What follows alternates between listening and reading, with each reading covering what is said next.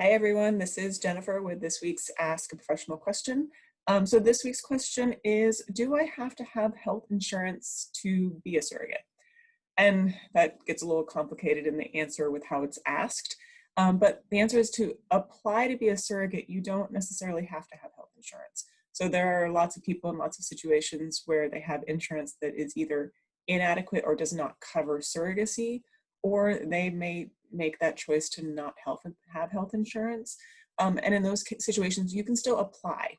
So to be a surrogate, to go forward through the process and to actually be matched and to be carrying a baby, of course, we want to make sure that you have health insurance or some sort of protection financially for you and for the intended parents. If you don't have health insurance that is surrogacy friendly, there are a couple options. There is the open enrollment, the open exchange, everybody calls it different things. They call it Obamacare, the Affordable Care Act. It's only open for a really limited time every year. So as of when this is airing, it is closed in almost every single state in the United States. And actually, I think there's only maybe 2 that still have a later enrollment period. And a few have a rolling enrollment or have a time period where pregnancy is considered a qualifying life event. So we can talk about those situations. But generally, if you're outside of between November 1st and December 15th, you're going to have to wait until next year. If you don't have that, there are other options. That it's not all hope is lost and that you're stuck for the entire year. We just have to talk about the financial options with your intended parent, because there are things like bridge the gap policies.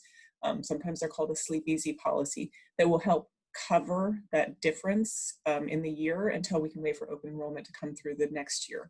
And then there are some catastrophic cap policies out there.